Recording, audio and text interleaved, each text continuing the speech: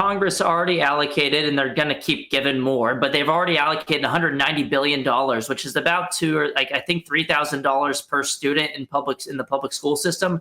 Should have just given that money to the parents if you're going to spend it at all. They ended up giving it to the closed school buildings. And a senator in the Senate, a member of the Senate, I believe is a Republican from Missouri, introduced an amendment to the American Rescue Plan for the $123 billion that was going to the K through 12 education system.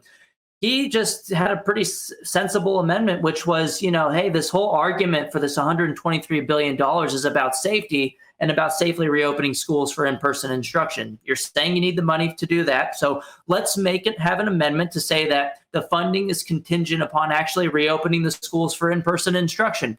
It failed on a partisan 50-50 vote. Every Democrat voted against it. Every Republican voted in favor. But that doesn't get you passage. You have to have the 51 votes in order to get it done in the Senate. So none of that funding was actually contingent upon reopening the schools. The states did it too. I mean, California Governor Newsom had some carrots in the form of billions of dollars as an incentive to reopen the schools. And at first that sounds kind of okay, well, at least he's making it based on reopening the schools. But what some districts did, like in San Francisco, their teachers unions out there figured out that they can just check a box and get the money without actually providing the service. And the way they did that was they figured out that the bare minimum they had to do was open the schools for one grade level for one day. So what they did was they opened it for seniors for one day.